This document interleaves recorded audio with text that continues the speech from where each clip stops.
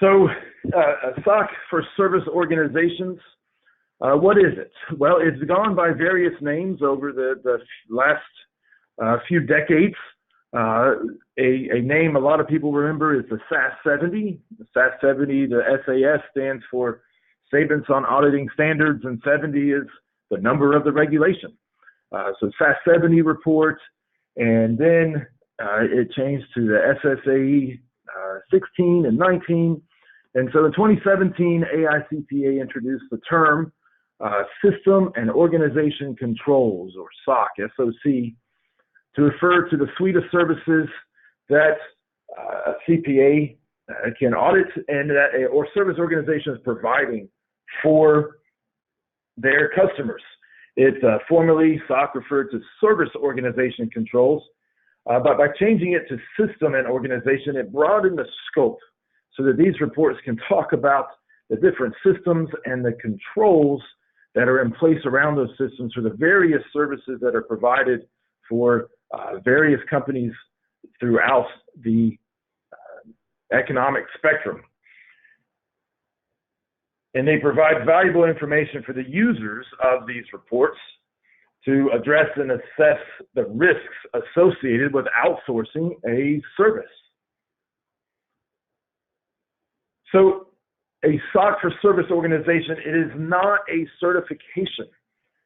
So the term certified or certificate or certification should not be used because a CPA firm is providing an examination of a description of a system. We're doing an examination of an assertion.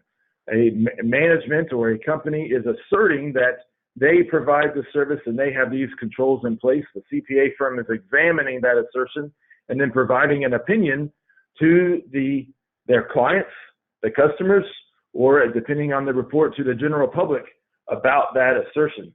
So when you talk about a SOC report, a company recently completed a SOC examination, but they did not get a certification. So SOC for service organization reports are a report on the internal controls of the organization, and an independent CPA provides that examination. It's useful to evaluate the effectiveness of the controls related to the services performed. It's appropriate to understanding how the service organization maintains oversight over third parties that may be providing services.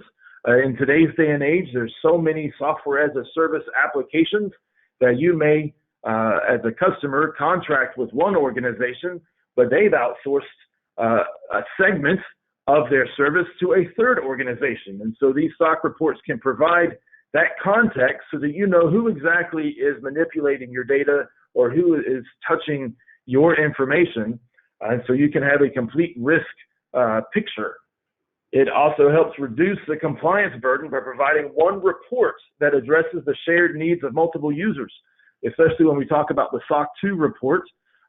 They are flexible enough to combine different frameworks that you may have to report on, be they HIPAA, or perhaps you have foreign customers outside the United States and they really want to see an ISO 27000 framework attested to. So you can combine those into just the one SOC report instead of having to pay for multiple examinations, and that increases your cost.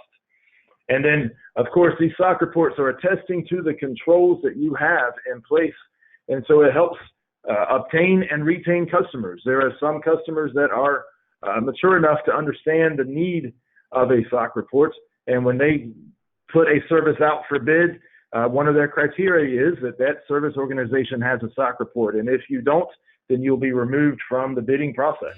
For more information, click on the link below or visit databrackets.com.